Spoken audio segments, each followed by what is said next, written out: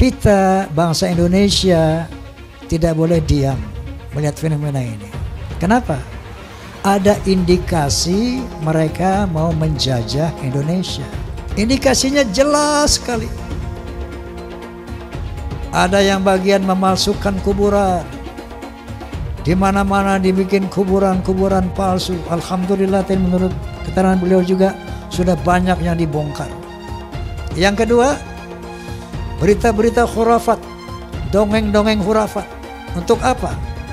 Ini yang namanya Ba'alawi leluhurnya luar biasa, bisa hijrah Mi'raj 70 kali, bisa memadamkan api neraka yang nggak pakai akal.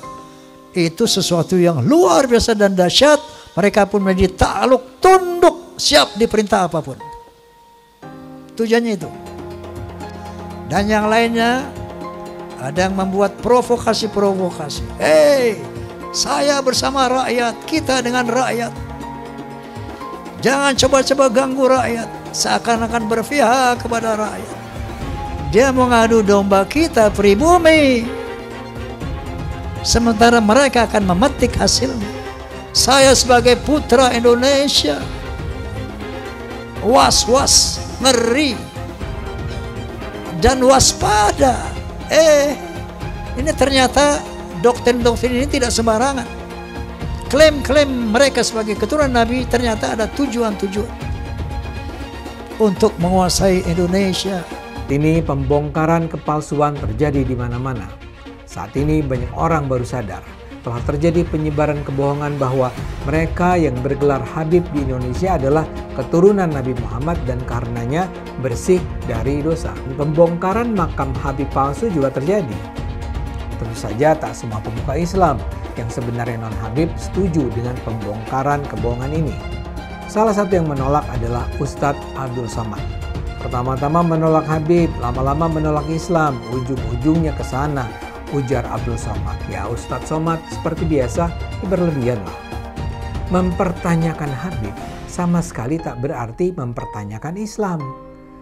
Kita semua hanya ingin tahu, benarkah para Habib di Indonesia itu keturunan Nabi Muhammad atau bukan? Nasab Ba'alawi di Indonesia tak tersambung ke Nabi Muhammad. Yang percaya sama mereka, ngikutin mereka, mudah-mudahan di akhirat insya Allah dikumpulkan bersama mereka.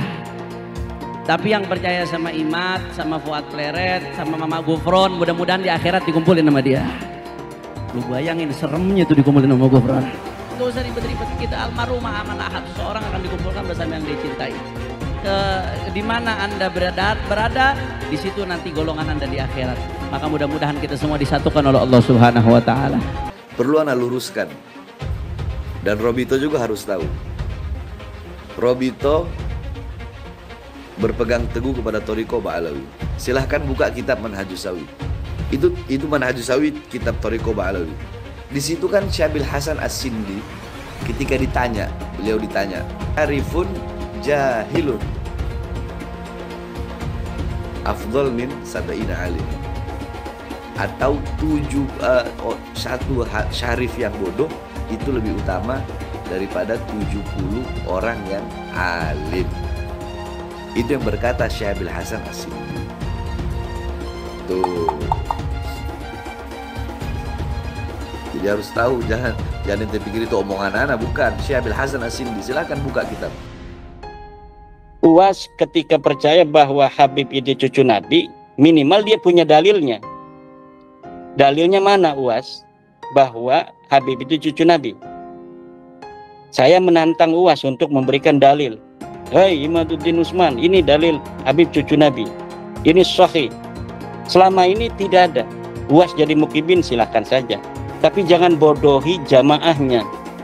Kenapa Ustaz Abdul Somad tidak mengikuti Al-Quran? Al-Quran melarang kita untuk mengikuti sesuatu tanpa dalil. Tapi Ustaz Abdul Somad kemudian jamaahnya diminta oleh dia agar mengikuti bahwa Habib itu adalah cucu Nabi tanpa ada dalil.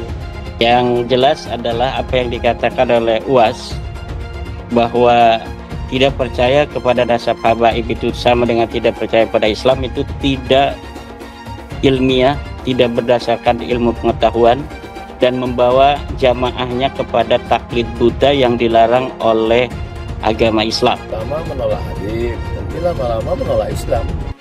Pak Habib Bahar yang sangat kontroversial itu kakinya diciumin oleh santri-santri yang ngantri jalan bebek. Sakit hati ketika melihat ada orang keturunan Yaman kemudian disujudi, diciumi kakinya oleh orang-orang pribumi pesek. Bayangkan kemudian ada ulama-ulama Nusantara yang harus cium tangan, cium kaki terhadap Habib-Habib yang berjejer duduk di sofa dengan begitu megahnya. Mereka marah, mereka sakit hati karena apa? Karena ada orang sujud di depan orang lain atas nama keturunan Nabi. Ada Habib yang mengatakan, bangsa ini bisa menjadi bangsa yang kuat, yang teguh, tidak kena bencana dan sebagainya karena mencintai para habaib. Para habaib, kan beliau Habib, Pak Novel Al-Idrus. Kemudian dikatakan, siapa yang berani mengkritik, mengkoreksi Habib, maka dia seperti iblis. Orang yang mengklaim sebagai keturunan Nabi, tiba-tiba mengatakan, kalau ada orang yang mengkoreksi habaib, maka mereka itu adalah iblis, atau serupa dengan iblis. Pak Novel Al-Idrus. Sorbannya kiai-kiai, itu derajatnya ada di bawah kaki dari Habib. Bahkan ketika Habib itu penzina, tukang narkoba, tukang mabok, Habib terbodoh itu 70 kali lipat lebih mulia daripada kiai-kiai. Satu orang Habib yang bodoh lebih mulia daripada 70 kiai orang Jawa. Kan ngomong nggak bener itu. Habib walaupun zina, walaupun minum arak, pasti masuk surga. Walhasil mereka ini menganggap diri mereka super. Kiai-kiai Jawa ini bukan Habib, di bawah mereka. Ya, orang yang mengaku keturunannya ini mulutnya kotor banget. Orang ngakunya keturunannya Nabi Muhammad, yang mengaku keturunannya mulutnya kotor, caci maki sana sini. Habib bodoh itu masih lebih utama daripada orang yang berilmu. Telapak kaki Habib yang maksiat, yang nakal, yang kotor dibandingkan kepala kiai yang pakai sorban masih lebih mulia telapak kaki Habib yang maksiat tersebut. Satu kaki Habib itu lebih tinggi, lebih mulia dari 70 kepala kiai. Kan gitu, itu kan penghinaan betul. Kalau orang tidak terhina dengan ini, saya kira tidak, rasa kebangsaannya rendah. Karena itu dinyatakan, harusnya ditegur lah. Habib itu meskipun mabuk, berzina, itu jangan dimarahi. Karena kalau Habib itu pasti masuk surga. Nah, yang begitu itu membodohi bangsa Indonesia. Jangan membuat kasta-kasta di dalam keberagaman, yang satu lebih mulia, yang satu berhak masuk surga, yang satu masuk neraka, itu tidak boleh. Saya ini tidak tahu ya sejak kapan munculnya Habib ini sebagai kelas sosial yang tinggi gitu ya, melakukan diskriminasi, dan orang yang didiskriminasi tidak terima itu bisa mengadukan ke pengadilan. Bisa. Itu pelanggaran, itu tindakan melanggar hukum. Menganggap satu ras, satu suku lebih rendah dari kelompok lain. Habib gila kok, kalau turun Nabi gila sekalipun tidak apa-apa itu masuk surga, kan gitu. Kalau kayak Indonesia tuh apa? Kamu kan kalau tidak ada Habib, kamu nyembah batu kan? Masa iya benar? Bahwa berdasarkan sejarah nasab, berdasarkan tes DNA, berdasarkan ilmu filologi, bahwa kaum Balawi saudara kita tidak terbukti sebagai keturunan Nabi SAW. Namun dengan demikian, mari kita tetap rekat ukhuwah Islamiyah, karena Allah Subhanahu wa taala berfirman, wa'tasimu bihablillahi jami'an wa la tafarraqu. Amin. Saya katakan saya mendukung Rhoma Irama untuk mengklarifikasi soal Habib ini. Karena saya terganggu dan tersinggung terhadap perkembangan ini sesudah saya melihat tiap mau tidur saya lihat YouTube pertengkaran Rhoma Irama, Imaduddin, Gus Abbas dengan para habaib itu luar biasa, menimbulkan pro kontra. Lalu saya lihat apa sih masalahnya? Kalau saya sendiri pribadi, mau Habib itu turunan Nabi atau tidak, kalau salah ya kita koreksi, tidak apa-apa. Tetapi yang lebih dari itu, kemudian ternyata muncul klaim bahwa Republik Indonesia itu ada karena Habib. Wali Songo itu semuanya Habib. Padahal Habibnya baru datang sesudah Wali Songo meninggal. Gitu loh. Lalu diklaim ini turunan Habib ini. Imam Bonjol coba dibilang itu Habib Syahabuddin. Itu dari mana? Kok Imam Bonjol Habib Syahabuddin gitu? Lalu ada hurufatnya bahwa kakek saya yang nama Mugaddam itu bisa membentak malaikat mungkar dan nakir katanya. Mengklaim-klaim begitu, dan orang yang tidak tahu, orang awam banyak yang percaya karena ini Habib yang ngomong, Habib benar. Lalu rasa cinta saya kepada negara ini menjadi luntur. Seakan-akan ini karena Habib. Di situ saya tersinggung.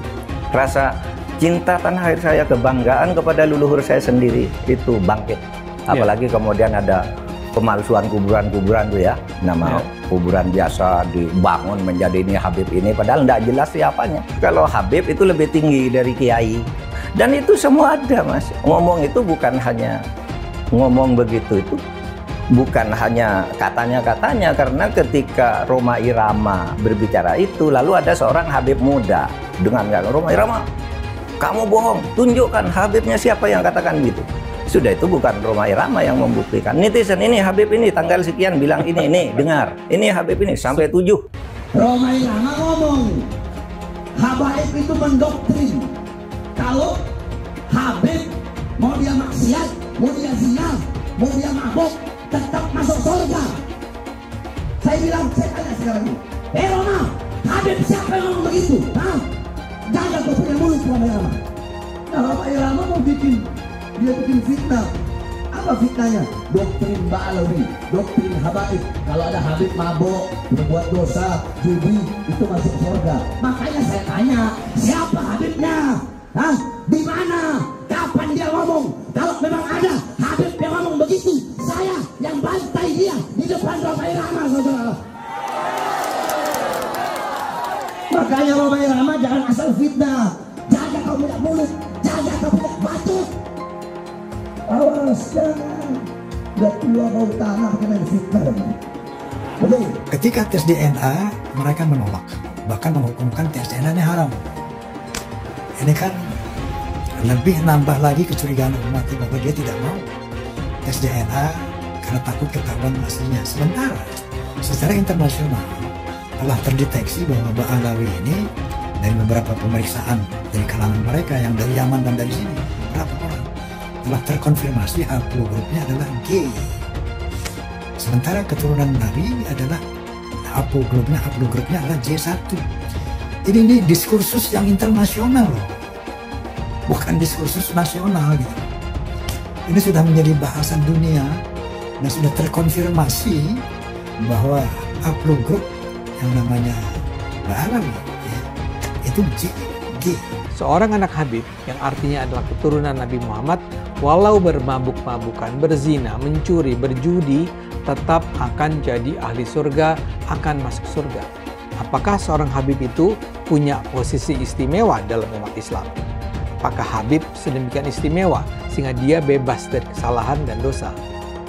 Itu adalah substansi yang sering dibicarakan dalam pembicaraan soal Islam. Misalnya ada Habib yang menyatakan, ada darah Nabi di tubuhku. Jika kau menyakitiku, kau juga menyakiti Rasul. Atau ada juga yang menyatakan, satu Habib bodoh lebih baik dari 70 kiai yang alim. Atau ada yang bilang, kaki Habib lebih mulia daripada kepala kiai. Buat saya ini sangat mengherankan. Mengapa Bahar harus marah-marah? Tapi bukan hanya Bahar yang marah-marah. Habib lain yang ngomel adalah Rizik Syihab. Tapi kalau dipikir-pikir, barangkali juga kemarahan mereka ini adalah ekspresi ketidaknyamanan mereka akhir-akhir ini terhadap banyaknya keraguan tentang posisi kehabiban di Indonesia. Beberapa tahun terakhir ini memang meluas pertanyaan-pertanyaan yang diajukan tentang apakah Habib itu memang sebuah posisi yang layak dihormati. Bahkan ada studi ilmiah yang menunjukkan bahwa para Habib di Indonesia hampir pasti bukanlah keturunan Nabi Muhammad. Sangat mungkin ini semua mengganggu kenyamanan mereka. Habib itu tidaklah sakral dan dapat dihukum Tuhan karena ia berdosa. Yang menentukan posisi seseorang adalah ketakwaannya, bukan kehabibannya. Jadi Habib yang ada di Indonesia semuanya palsu katanya. Silahkan dijawab tapi ilmiah. Silahkan imam itu dijawab tapi ilmiah, jangan marah-marah, jangan. Ayo ilmiah, tunjukkan kalau Habib kita ini betul, benar. Tunjukkan kebenarannya. dengan data fakta. DNA, benar-benar DNA lah, DNA. Banyak orang hari ini jadi mempertanyakan nasab para habaib atau klan Ba'alawi yang ada di Indonesia. Kenapa kemudian diragukan bahwa mereka ini adalah keturunan Nabi Muhammad SAW? Karena para habib-habib ini itu sudah keterlaluan gitu ya. Mereka sudah kayak merasa di atas angin gitu ya. Terus kemudian mau bertindak semena-mena. Dari pernyataan Bahar itu, kita jadi kemudian semakin meragukan gitu, semakin curiga. Jangan-jangan emang nggak ada nasabnya gitu. Penelitian Kiai Imaduddin ini ditemukan bahwa ternyata para habaib yang ada di Indonesia dari klan Ba'alawi ini nggak ada silsilahnya kepada Nabi Muhammad SAW. Sekarang coba buktikan bahwa para habaib yang ada di Indonesia itu adalah keturunan Nabi Muhammad SAW. Nasabnya seperti apa? Sudah setahun lebih para habaib ini diberikan waktu untuk memberikan bukti, ternyata mereka tidak mampu untuk membuktikannya. Keturunan Nabi di Indonesia terputus nasabnya sehingga perlu diragukan. Perdebatan soal keaslian keturunan Nabi semestinya sudah cukup menyadarkan umat bahwa silsilah dicatat oleh manusia dan karenanya bisa mengandung gaib. Terbongkarnya jual beli gelar Habib merupakan bukti lain bahwa status Habib bisa saja didapatkan dari rekayasa. Karena itu, fanatisme terhadap keturunan Nabi patut dikritik. Hal itu juga mengingkari kodrat bahwa setiap manusia terlahir setara. Jangan lupa, umat Islam di jagat raya salatnya tidak akan diterima oleh Allah Subhanahu wa Ta'ala kalau tidak mau mendoakan Habib. Umat Islam mulai gaya, mulai mengkoreksi Habibnya, mulai mengkoreksi ulama-ulama dari anak cucu Nabi Muhammad SAW. Orang yang seperti itu mirip dengan iblis. Aneh sekaligus sangat mencengangkan ketika ada seorang Habib Novel Al-Idrus mengatakan umat Islam mulai gaya, mulai berani mengkoreksi Habibnya. Pertanyaan saya, umat Islam yang mana yang Anda katakan bergaya? Umat Islam Indonesia atau umat Islam yang mana? Lantas ketika Anda memiliki nasab Habib, ketika ada kekeliruan, ada kesalahan, ada kepleset, apakah kemudian kita tidak boleh mengkoreksi? Apakah tidak boleh mempertanyakan kalau memang DNA Habib Anda dan kawan-kawan Anda misalnya nggak mau diusik, silahkan cek DNA. Itu kalau yang benar-benar Habib, bukan malah menjelek-jelekan santri, menjelek-jelekan pribumi, menjelek-jelekan umat Islam dengan mengatakan gaya dan sebagainya macam. Ini kan keblinger cara berpikirnya. Misalkan kita sebut si Bahar Smith tuh, statementnya apa? Berguru pada satu Habib yang jahil, bodoh gitulah kasarnya ya. Itu lebih baik dibanding belajar atau menuntut ilmu dari 7 orang kiai atau ustadz. Ini kan otaknya di mana? Itu kan hadis nggak ada, hadis palsu. Bahkan di hadis palsu mungkin nggak ada, itu ngarang sendiri dia dari mulut kotornya. Jadi inilah yang kemudian dikatakan ulama-ulama su, ulama-ulama yang kemudian memakai ayat-ayat dalil untuk kepentingan dirinya pribadi. Orang yang mengaku dirinya Habib atau zuriat Nabi, yang paling terkemuka itu adalah suara-suaranya Bahar bin Smith. Ini tentu saja sebuah bentuk kemunafikan yang dilakukan oleh mereka yang menyebut dirinya keturunan Nabi. Omong kosong itu. Malah ketika diingatkan, mulutnya bukan makin baik, malah makin kasar, menuduh orang curut. Dan yang lebih hebat lagi, saya ada nonton juga itu, ada yang mengatakan Habib yang lain lagi, ngaku dirinya Habib. Itu siapa yang mengawini Syarifah, itu nggak akan ditegur nanti oleh Rasulullah di hari akhirat. Itu nggak mungkin Nabi Muhammad akan berbicara seperti itu. Habib Bahlul lebih baik para 70 kiai. Keyakinan agama apa gitu ya. Kalaupun ini hadis, itu harus ditolak. Nggak mungkin itu hadis, karena hadis harus korelasi dengan Al-Quran, dan yang kedua hadis itu harus cocok dengan logika. Ini nggak ada dasarnya, apalagi kitab gitu. Para Habib ini mencoba ya membangun kasta baru dalam Islam gitu. Kasta, tolonglah saudara-saudara yang mengaku zuriat Nabi itu jangan dirusak lah yang sudah berjalan selama ini. Jangan dipecah dengan adanya kasta-kasta baru, mengatasnamakan Tuhan, mengatasnamakan Nabi Muhammad. Seolah-olah kalian ini pemegang kunci surga. Mereka menyatakan dirinya mulia, kita jauh lebih mulia. Ayo dalam bidang apa, prestasi apa? Mana ada Yaman berprestasi? Tionghoa banyak, dari bulu tangkis macem-macem, dari kegiatan bisnis, keren gitu. Kalau si Dhowir Habaib nggak ada apa-apanya, makanya dia jualan nasab karena kalah bersaing dengan pribumi dan Tionghoa. Mereka tuh pemalas, pembohong, ngaku-ngaku cucu Kanjeng Nabi. Ya nggak bisa, mereka aja rezekinya dari pribumi kok gitu. Kalau pribumi rezekinya dari kerja keras. Jangan takut ngomong Habib Dhowir, Habib goblok. Karena Habib itu sudah menghina duluan. Habib itu ngatain pribumi itu ahwal, tidak sederajat. Ngomong karomah itu bohong semua itu. Habaib itu. Memadamkan api neraka jahanam Mi'raj. Berapa kali? 70 kali sehari. Datuknya itu bisa membuat rantai emas dari yang dibentangkan dari langit ke bumi. Ya kan goblok gitu. Itu gitu, goblok gitu. Nggak masuk akal gitu. Kenapa? Goblok ya nggak apa-apa gue bilang goblok Habaib. Karena Habaib sudah mengatain gua ahwal, sudah mengatain gua tidak sederajat. Satu Habib, walaupun Habibnya jahlun, maksudnya bodoh kata Iwan, itu ukurannya perbandingannya amat 70 kiai yang alim. Kami adalah majikan kalian. Kami adalah pemilik bangsa. Kami adalah pemilik kedaulatan nasional. Hai teman-teman, tahun ini adalah tahun yang bagus untuk trading di market kripto, terutama Bitcoin dan kripto lainnya. Teman-teman bisa gunakan kesempatan ini untuk mencari cuan dengan trading di market kripto. Untuk trading, teman-teman cukup registrasi dengan menggunakan link di kolom deskripsi, lalu deposit, tentukan apa yang ingin kalian tradingkan, lalu tekan tombol buy. Sesimpel itu. Jika ada pertanyaan, teman-teman bisa hubungi WhatsApp di kolom deskripsi. Saya juga mau mengajak teman-teman untuk bergabung di komunitas trading yang ada di kolom deskripsi.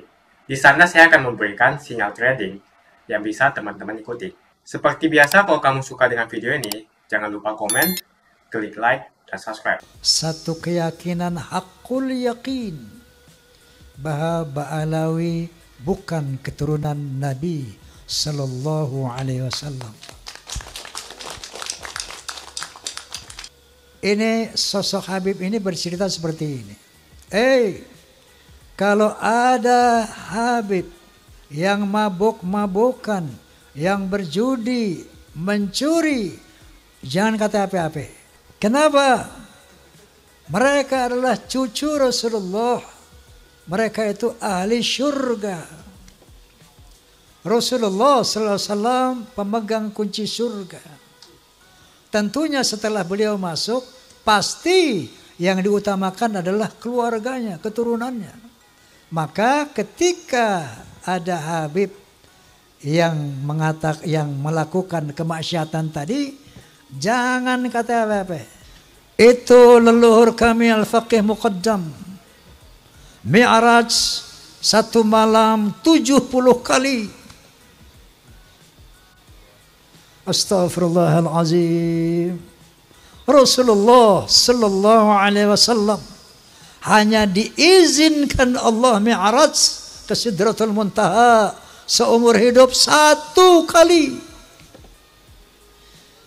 Ketika ada orang mengatakan bahwa moyang kami bisa Mi'raj 1 malam 70 kali, ini telah merendahkan Rasulullah, telah menghina Rasulullah Sallallahu Alaihi Wasallam.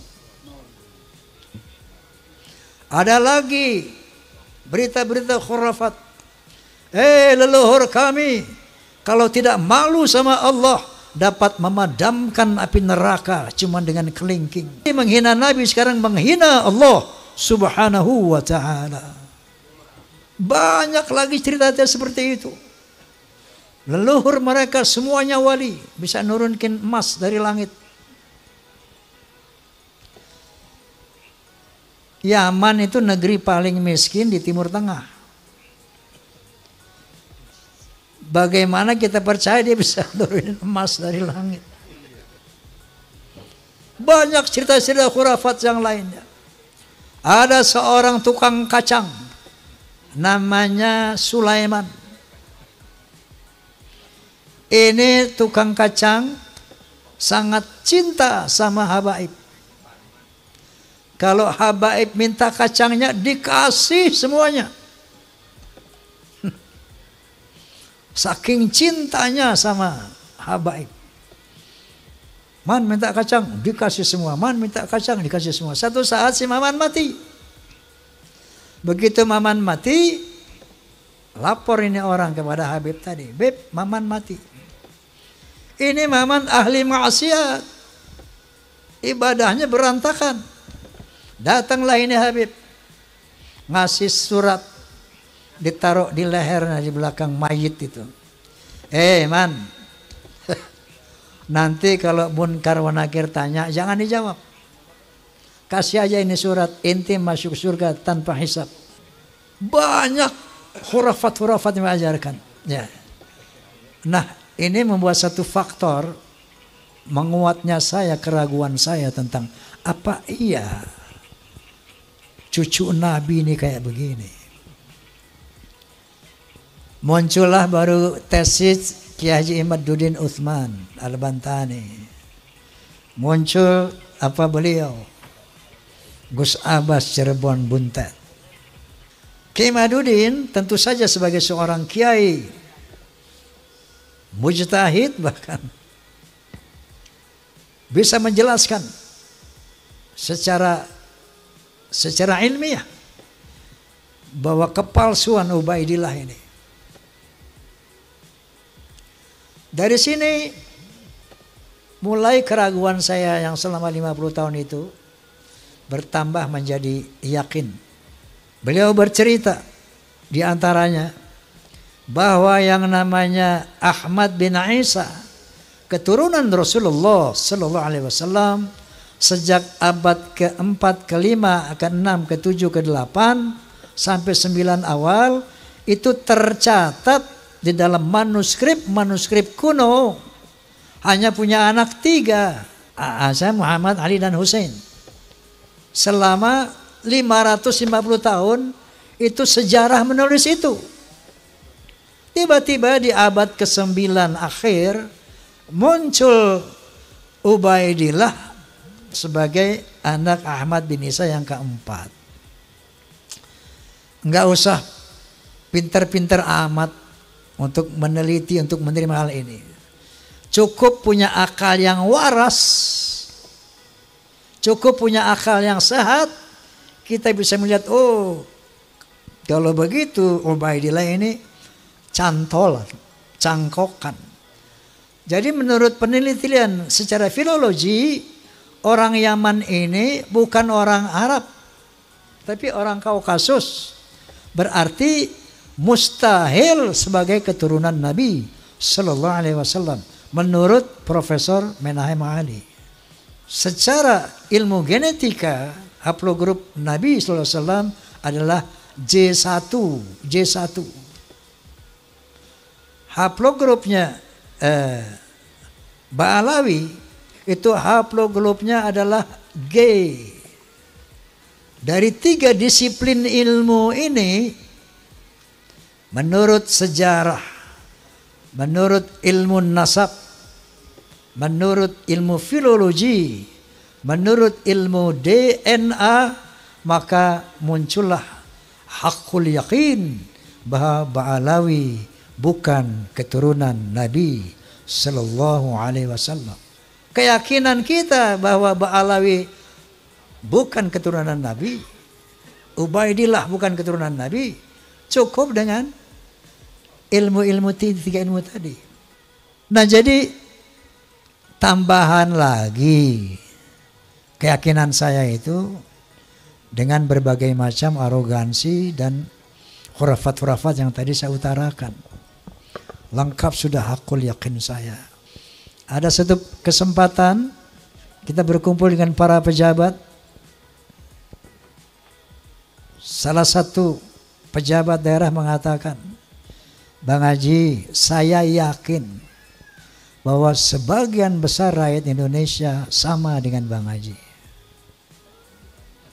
Kenapa? Karena mereka sejak ratusan tahun melihat fenomena ini. terakhir dalam podcast saya bahwa kita bangsa Indonesia tidak boleh diam melihat fenomena ini. Kenapa? Ada indikasi mereka mau menjajah Indonesia. Indikasinya jelas sekali. Ada yang bagian memalsukan kuburan. Di mana-mana dibikin kuburan-kuburan palsu. Alhamdulillah, menurut keterangan beliau juga sudah banyak yang dibongkar.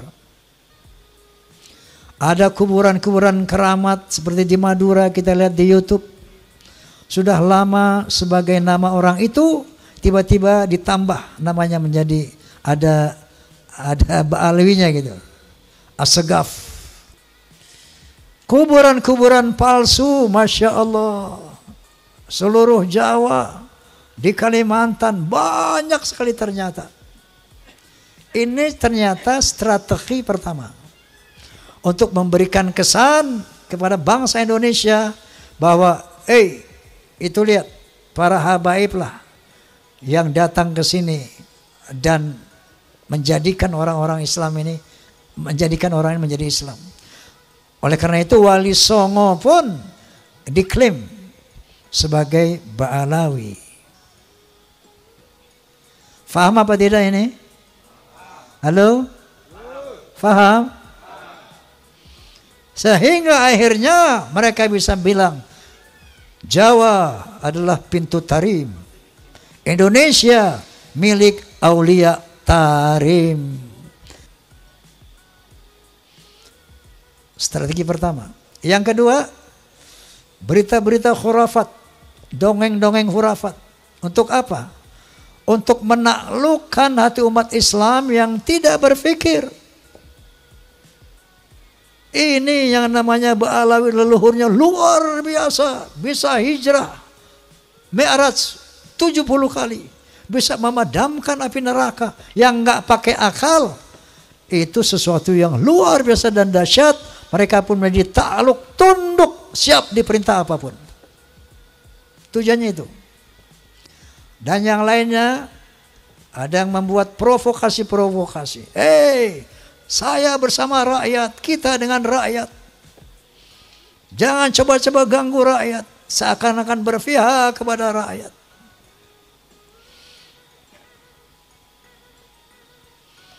Ada lagi provokator. Asah golokmu. Dia mengadu domba kita pribumi. Sementara mereka akan memetik hasilnya. Saya sebagai putra Indonesia, was-was, ngeri, dan waspada. Ini ternyata doktrin-doktrin ini tidak sembarangan. Klaim-klaim mereka sebagai keturunan Nabi ternyata ada tujuan-tujuan untuk menguasai Indonesia. Mengapa banyak betul yang cinta buta dengan Habib? Padahal mereka bisa saja Habib palsu, karena tidak ada tes DNA yang membuktikan bahwa mereka adalah Habib asli. Sebetulnya saya malas sekali membahas tentang nazab, apalagi nazab dari Yaman, karena keturunan Nabi hanya bisa dibuktikan dengan tes DNA. Belum tentu juga dia betulan keturunan Nabi, karena tidak ada tes DNA. Bisa saja dia ngaku-ngaku. Mengapa setiap orang yang ke Arab-Araban yang belum paham betul asal-usulnya, belum jelas nasabnya, apakah betul keturunan Nabi atau bukan, lalu kita junjung habis-habisan, sampai kita cium tangannya berkali-kali. Pengajaran ini harus kita perhatikan baik-baik. Masa kita harus patuh dan hormat kepada Habib yang belum jelas nazab dan keturunannya? Disuruh cek DNA saja dia malah ketakutan. Kebiasaan memuliakan Habib itu seakan-akan hukumnya wajib. Sampai segitunya, kalau ketemu orang yang bergelar Habib, dielulukan dan dipuja-puja. Ya kalau itu memang Habib betulan. Kalau dia Habib abal-abal gimana? Zaman serba modern seperti ini, siapa saja bisa mengaku keturunan Nabi. Bisa melakukan tes DNA. Sebelum koar-koar di atas mimbar. Dakwah sebagai cucu Nabi. Setelah tes DNA, hasilnya harus diumumkan kepada publik. apakah yang bersangkutan keturunan Nabi atau bukan. Jangan terus membodohi masyarakat dengan menjual nazab untuk memperbaiki nasibnya sendiri. Jual nazab untuk mengumpulkan pundi-pundi rupiah dan kaya raya dengan membohongi masyarakat. Ya bolehlah seorang Habib kita hormati, asalkan semua mengaku sebagai Habib mau tes DNA. Berani tidak kalian tes DNA? Hasilnya diumumkan di masyarakat. Itu baru adil. Kalau para Habib tidak berani tes DNA, jangan disanjung-sanjung. Apalagi ajaran yang disampaikannya penuh dengan kata-kata kotor sebagai ujaran kebencian. Bisa jadi Habib ini merupakan cucu palsu. Adapun keturunan Arab ini biasanya tidak perlu dipanggil Habib. Hal ini dilakukan agar tidak ada perbedaan kasta. Seakan-akan keturunan Arab derajatnya di atas pribumi dan di atas keturunan Cina.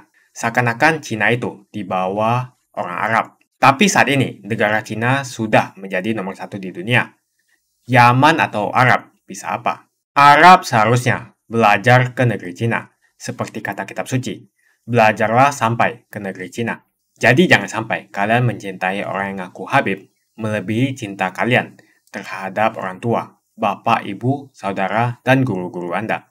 Mengapa sampai sekarang masih banyak orang yang mencintai Habib tanpa melihat asal-usulnya, tanpa mengetes, cek DNA dia. Siapapun orangnya, mau Habib atau siapapun dia, kalau ngajari untuk membenci orang lain, jangan diikuti. Bagaimana opini kalian semua? Tuliskan opini kalian tentang gelar Habib.